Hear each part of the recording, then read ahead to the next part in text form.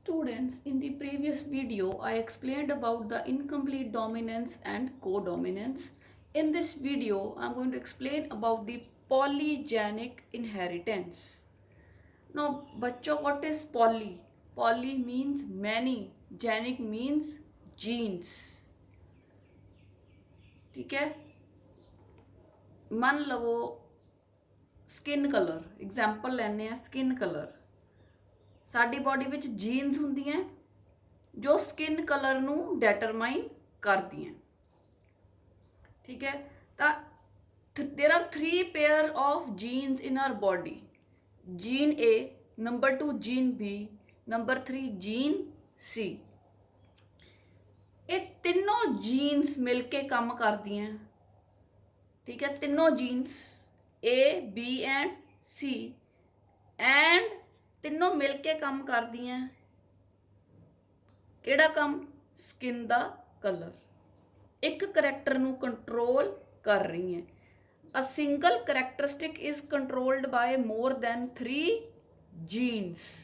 ਤਾਂ 3 ਜੀਨਸ ਹੈ ਬੋਡੀ ਦੇ ਵਿੱਚ, gene A, gene B and gene C, and all these 3 genes they control one character and that character is the skin color, right? ਹੁਣ ਕੀ ਇਹ jeans height ਨੂੰ influence ਕਰ ਰਹੀਆਂ? ਕੀ ਇਹ ਜੀਨਸ ਹੇਅਰ ਜਾਂ ਆਈ ਕਲਰ ਨੂੰ ਕੰਟਰੋਲ ਕਰ ਰਹੀਆਂ? ਨੋ, ਇਹ ਜੀਨਸ ਸਿਰਫ ਪਿਗਮੈਂਟ ਨੂੰ ਇਨਫਲੂਐਂਸ ਕਰ ਰਹੀਆਂ। ਕਿਹੜਾ ਪਿਗਮੈਂਟ? ਜਿਹੜਾ ਸਕਿਨ ਦੇ ਕਲਰ ਨੂੰ ਕੰਟਰੋਲ ਕਰਦਾ ਹੈ।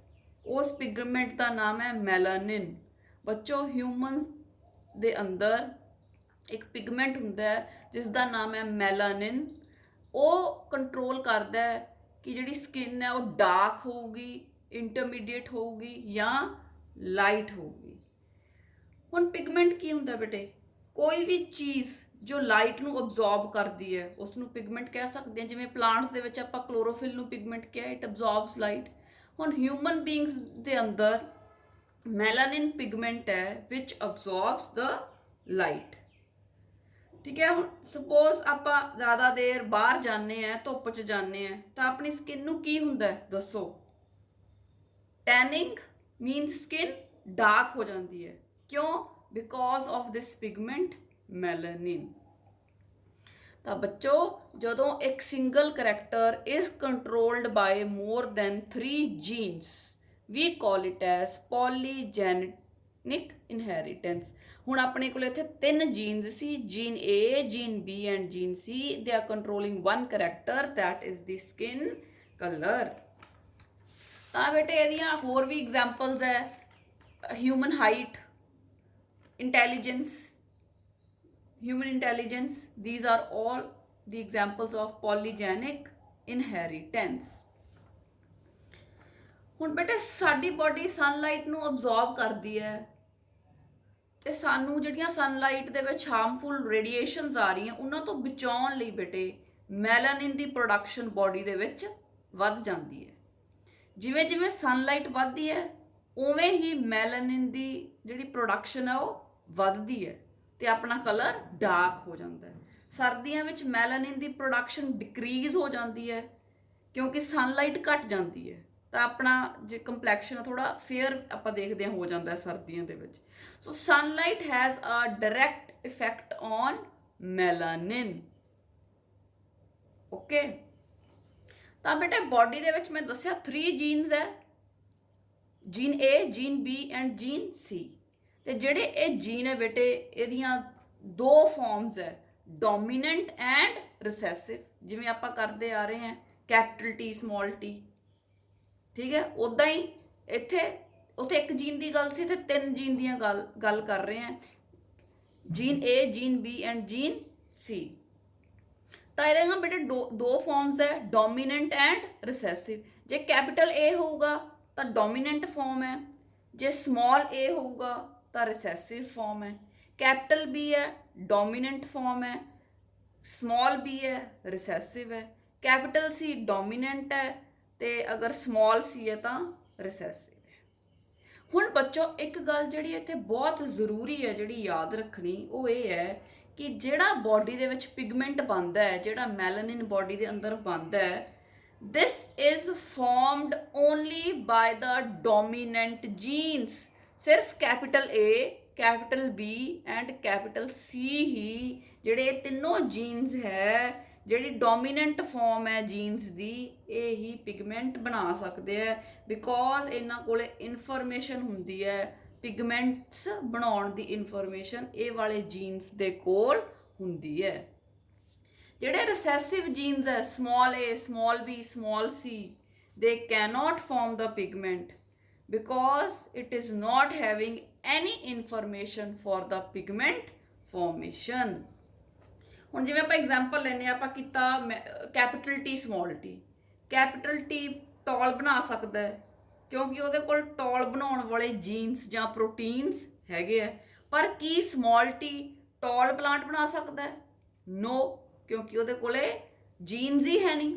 ਸੋ ਸਿਮਿਲਰਲੀ ਜਿਹੜੀ ਰਿਸੈਸਿਵ ਹੈ, ਜਿਹੜੀ ਸਮਾਲ ਏ, ਸਮਾਲ ਬੀ, ਸਮਾਲ ਸੀ ਹੈ, ਉਹਨਾਂ ਕੋਲੇ ਬੇਟੇ ਜੀਨਸ ਹੈ ਨਹੀਂ, ਇਸ ਕਰਕੇ ਉਹ ਮੈਲਾਨਿਨ ਪਿਗਮੈਂਟ ਨਹੀਂ ਬਣਾ ਸਕਦੇ। ਜਿਹੜੇ ਡੋਮੀਨੈਂਟ ਫਾਰਮ ਹੈ A, B and C, capital A, B and C, ਇਹ ਬੇਟੇ ਪਿਗਮੈਂਟ ਬਣਾ ਸਕਦੇ ਆ ਕਿਉਂਕਿ ਇਹਨਾਂ ਕੋਲੇ ਜੀਨਸ ਹੈ। ਉਸ ਤੋਂ ਬਾਅਦ ਬੇਟੇ ਜਿਹੜੀ ਹੋਰ ਇੱਕ ਇੰਪੋਰਟੈਂਟ ਡਿਸਕਸ ਕਰਨ ਵਾਲੀ ਗੱਲ ਜਿਹੜੀ ਹੈ ਉਹ ਇਹ ਹੈ ਕਿ ਜੇ ਤਿੰਨ ਜੀਨਸ ਕੈਪੀਟਲ ਹਨ ਤਾਂ ਮੈਕਸਿਮਮ ਪਿਗਮੈਂਟ ਬਣੂ। ਹੁਣ ਜੇ ਤਿੰਨੇ ਕੈਪੀਟਲ ਪਏ, capital A, capital B, capital C, capital A ਵੀ ਬਣਾ ਸਕਦਾ ਪਿਗਮੈਂਟ, ਕੈਪੀਟਲ B ਵੀ ਬਣਾ ਸਕਦਾ, ਕੈਪੀਟਲ C ਵੀ ਬਣਾ ਸਕਦਾ, ਤਾਂ ਪਿਗਮੈਂਟ ਮੈਕਸਿਮਮ ਬਣੂਗਾ, ਬਹੁਤ ਜ਼ਿਆਦਾ ਪਿਗਮੈਂਟ ਬਣੂਗਾ। ਤੇ ਉਹ ਆਦਮੀ ਹੋਊਗਾ ਜਿਹੜਾ ਉਹ ਬਹੁਤ ਡਾਰਕ ਹੋ ਜਾਊਗਾ, ਤੇ ਜਿਹੜਾ ਆਦਮੀ ਬਹੁਤ ਡਾਰਕ ਹੁੰਦਾ that is called the negro. ਠੀਕ ਹੈ। ਇਹ ਬੇਟਾ ਜਿਹੜੇ ਸਕਿਨ ਦਾ ਕਲਰ ਜਿਹੜਾ ਲਾਈਟ ਡਾਰਕ ਹੋਣਾ ਹੈ, it is just a survival instinct. ਇਹਦਾ ਬੰਦੇ ਦੀ ਹੋਰ ਉਹਦੇ ਜੀਨੋਟਾਈਪ ਤੇ ਉਹਦੀਆਂ ਹੋਰ ਕਰੈਕਟਰਿਸਟਿਕਸ ਤੇ ਕੋਈ ਵੀ ਇਫੈਕਟ ਨਹੀਂ ਪੈਂਦਾ। It is just a survival instinct, ਮਤਲਬ ਇੱਕ ਜਿੰਦਾ ਰਹਿਣ ਲਈ ਇੱਕ ਕੁਦਰਤ ਨੇ ਆਪਾਂ ਨੂੰ ਇੱਕ ਦੇਣ ਦਿੱਤੀ ਹੈ ਕਿ ਅਗਰ ਮੈਲਾਨਿਨ ਪਿਗਮੈਂਟ ਆਪਣੀ ਬੋਡੀ 'ਚ ਨਾ ਬਣੂਗਾ ਤਾਂ ਜਿਹੜੀਆਂ ਅਲਟਰਾ ਵਾਇਲਟ ਰੇਡੀਏਸ਼ਨ ਸਨ ਤੋਂ ਆ ਰਹੀਆਂ ਉਹ ਆਪਾਂ ਨੂੰ ਸਕਿਨ ਕੈਂਸਰ ਵਗੈਰਾ ਕਰਾ ਸਕਦੀਆਂ, because the son raise are very harsh. ਤਾਂ ਡਾਰਕਰ ਦਾ ਸਕਿਨ ਕਲਰ, ਜਿੰਨਾ ਬੰਦੇ ਦਾ ਸਕਿਨ ਕਲਰ ਡਾਰਕ ਹੋਊਗਾ, better protected the person is.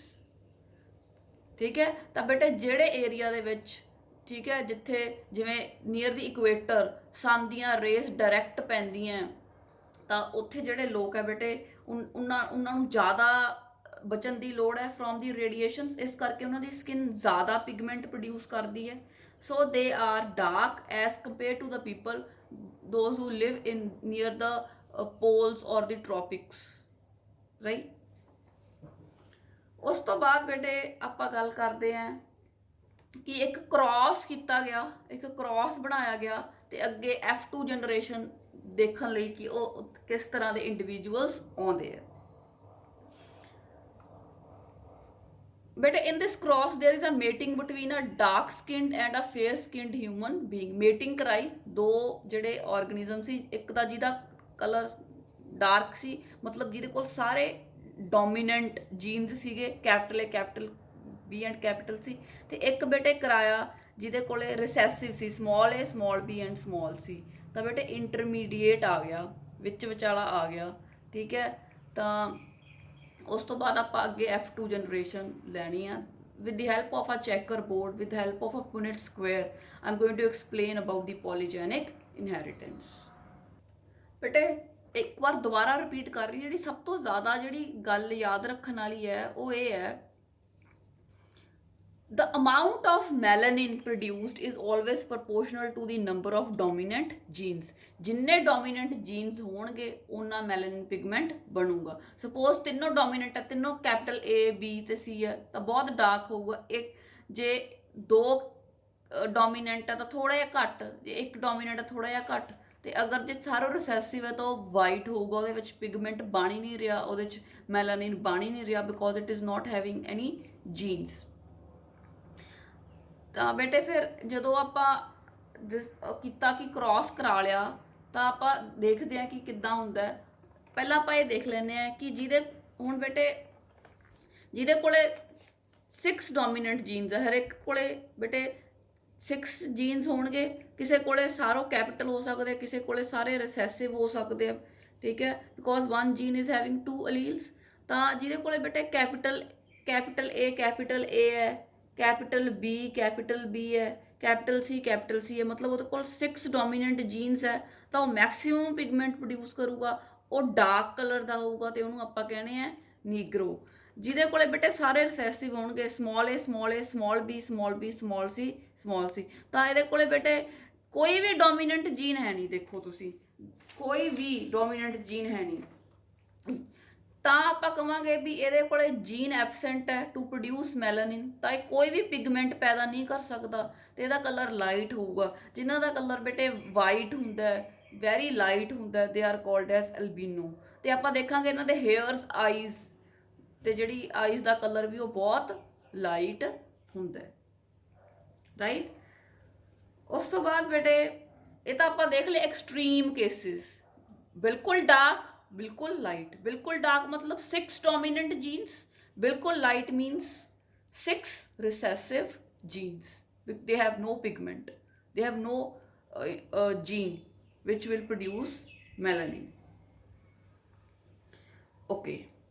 ਹੁਣ ਬੇਟੇ ਆਪਾਂ ਇੱਕ ਚੀਜ਼ ਹੋਰ, ਡੋਮੀਨੈਂਟ, ਜਿੰਨੇ ਡੋਮੀਨੈਂਟ ਜੀਨਸ ਹੋਣਗੇ ਉਹਨਾਂ ਪਿਗਮੈਂਟ ਜ਼ਿਆਦਾ ਹੋਊਗਾ, ਤਾਂ we can say dominant gene is directly proportional to the pigment, ਠੀਕ ਹੈ। ਇਹਦਾ ਹੋ ਗਿਆ ਬੇਟੇ ਐਕਸਟ੍ਰੀਮ ਕੇਸਿਸ। ਹੁਣ ਆਪਾਂ ਪੜ੍ਹਨੇ ਆ ਵਿੱਚ ਵਿਚਾਲੇ ਵਾਲੇ। ਵਿੱਚ ਵਿਚਾਲੇ ਵਾਲਿਆਂ ਨੂੰ ਬੇਟੇ ਕਹਿੰਦੇ ਮਿਲੈਟੋ। ਬੇਸਿਕਲੀ ਜਿਨ੍ਹਾਂ ਕੋਲ 3 ਡੋਮੀਨੈਂਟ ਹੁੰਦੇ ਉਹਨਾਂ ਨੂੰ ਆਪਾਂ ਕਹਿੰਦੇ ਆ ਮਿਲੈਟੋ। ਜਿਹੜੇ ਇੰਡੀਅਨਸ ਹੈ ਦੇ ਹੈਵ 2, 3 ਔਰ 4 ਡੋਮੀਨੈਂਟ ਜੀਨਸ, ਉਹ ਮੈਂ ਅੱਗੇ ਜਾ ਕੇ ਗੱਲ ਕਰਦੀ ਹਾਂ।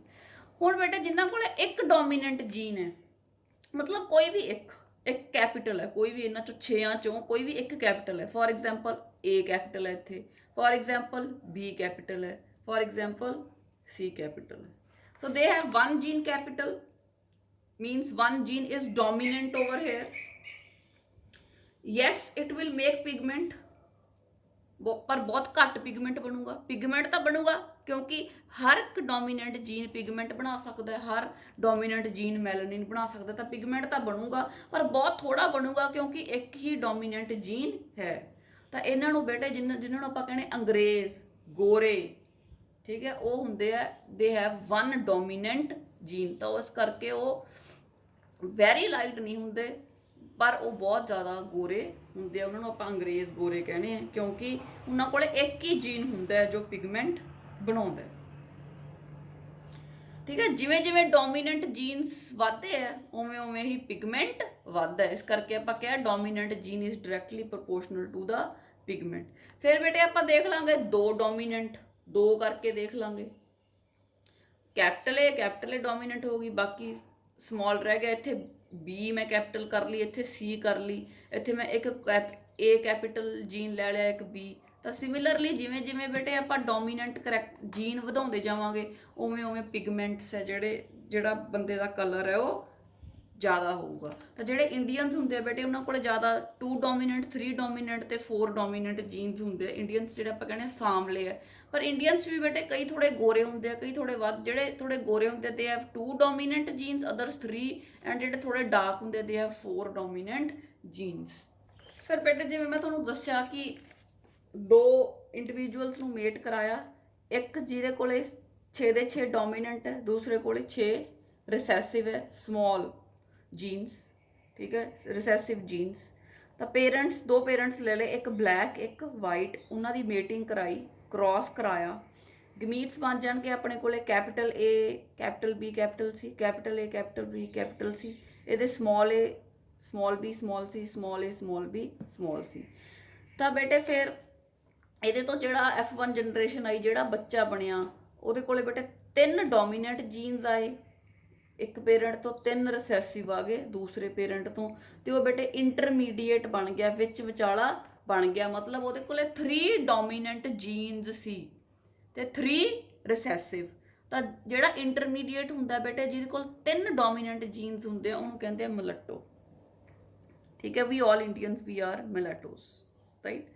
ਹੁਣ ਬੇਟੇ ਅੱਗੇ ਜਿਹੜਾ F1 ਜਨਰੇਸ਼ਨ ਸੀ ਇਹਦੀ ਅੱਗੇ ਸੈਲਫਿੰਗ ਕਰਾਈ, ਠੀਕ ਹੈ, ਕ੍ਰਾਸ ਕਰਾਇਆ, ਕੈਪੀਟਲ A ਕੈਪੀਟਲ, ਇਹਨਾਂ ਨੂੰ ਇਹਦੇ ਆਪਦੇ ਵਰਗਿਆਂ ਨਾਲ ਹੀ ਕ੍ਰਾਸ ਕਰਾਇਆ, ਠੀਕ ਹੈ। ਤਾਂ ਆਪਣੇ ਕੋਲੇ ਕੀ ਡਿਫਰੈਂਟ ਗਮੀਟਸ ਆ ਜਾਣਗੇ, when F1 generation is self cross is done between the F1 generation, we will get different gametes। ठीक है बेटे, gametes ਨੂੰ ਆਪਾਂ ਇੱਕ ਪਾਸੇ ਲਿਖ ਲਿਆ, ਦੂਜਿਆਂ ਨੂੰ ਆਪਾਂ ਇੱਕ ਪਾਸੇ ਲਿਖ ਲਿਆ।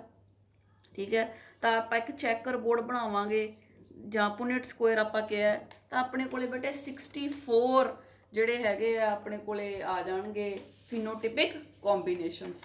64 ਫਿਨੋਟਿਪਿਕ ਕੰਬੀਨੇਸ਼ਨਸ ਆ ਜਾਣਗੇ। ਆਪਾਂ ਗਿਣੀਏ ਤਾਂ ਕਿੰਨੇ ਹੈ, 64 ਫਿਨੋਟਿਪਿਕ ਕੰਬੀਨੇਸ਼ਨਸ ਆਉਂਦੇ ਆ। ਤਾਂ ਉਹਨਾਂ ਦੀਆਂ ਰੇਸ਼ੋਜ਼ ਆ ਜਿਹੜੀਆਂ ਬੇਟੇ ਉਹ ਆਪਾਂ ਅਲੱਗ-ਅਲੱਗ ਡਿਸਕਸ ਕਰਾਂਗੇ। ਤਾਂ ਇੱਥੇ ਮੈਂ ਤੁਹਾਨੂੰ ਦਿਖਾ ਰਹੀ ਹਾਂ ਬੇਟੇ, ਇੱਕ ਆਊਗਾ ਵੈਰੀ ਡਾਰਕ ਜਿਹਦੇ ਕੋਲੇ 6 ਡੋਮੀਨੈਂਟ ਜੀਨਸ ਹੋਣਗੇ।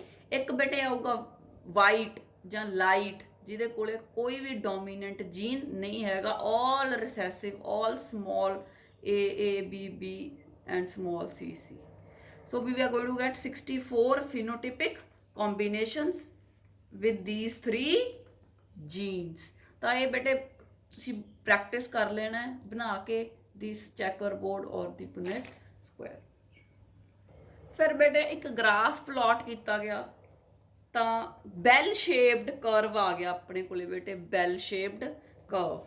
ਠੀਕ ਹੈ, ਇਹਦੇ 'ਚ ਬੇਟੇ ਦੇਖਿਆ ਗਿਆ, ਇਹ ਦੇਖਿਆ ਕਿ ਜਿਹੜੇ ਡਾਰਕ ਹੋਣਗੇ ਉਹ ਕਿੰਨੇ ਆਉਣਗੇ ਆਪਣੇ ਕੋਲੇ। ਆਪਾਂ ਉਧਰ ਦੇਖਿਆ ਵੀ ਡਾਰਕ ਇੱਕ ਆਇਆ ਜਿਹੜਾ, ਤੇ ਇੱਕ ਵਾਈਟ ਆਇਆ, ਤੇ ਬਾਕੀ ਆਪਣੇ ਕੋਲੇ ਇੰਟਰਮੀਡੀਏਟਸ ਆਏ ਜਿਹੜੇ ਉਹ ਆਪਾਂ ਦੇਖਣੇ ਆ ਵੀ ਕਿੰਨੇ ਕਿੰਨੇ ਆਏ ਆ। ਤਾਂ ਆਪਣੇ ਕੋਲ ਜਿਹੜੀ ਰੇਸ਼ੋ ਆਊਗੀ ਬੇਟੇ 1:6:15:20:15:15:6:1, ਜਿਹੜੀ ਆਪਾਂ ਕਿਹਾ ਵੀ 64 ਫਿਨੋਟਿਪਿਕ ਜਿਹੜਾ ਆਪਣੇ ਕੋਲੇ ਕੰਬੀਨੇਸ਼ਨਸ ਆਉਣਗੇ, 64 ਫਿਨੋਟਿਪਿਕ ਕੰਬੀਨੇਸ਼ਨਸ, ਉਹਨਾਂ 'ਚ ਬੇਟੇ ਆਹ ਵਾਲੀ ਰੇਸ਼ੋ ਆਊਗੀ।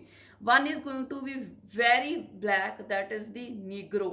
ਠੀਕ ਹੈ, ਫਿਰ 6 ਡਾਰਕ ਕਲਰ ਦੇ ਆਉਣਗੇ, 15 ਫੇਅਰਲੀ ਡਾਰਕ, 20 ਮਿਲਟੋ ਇੰਟਰਮੀਡੀਏਟਸ। ਠੀਕ ਹੈ, 15 fairly light, 6 light and 1 white, which is called albino।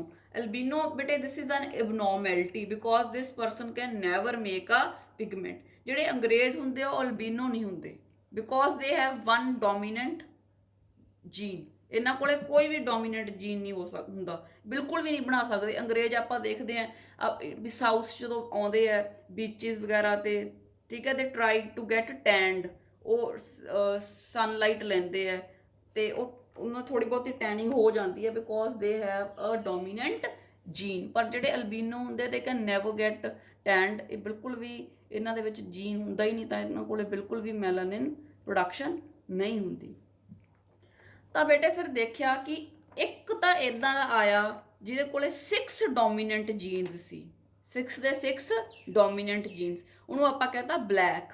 ਫਿਰ ਆਇਆ ਜਿਹਦੇ ਕੋਲੇ 5 ਡੋਮੀਨੈਂਟ ਜੀਨਸ ਸੀ, ਉਹਨੂੰ ਆਪਾਂ ਕਿਹਾ ਡਾਰਕ।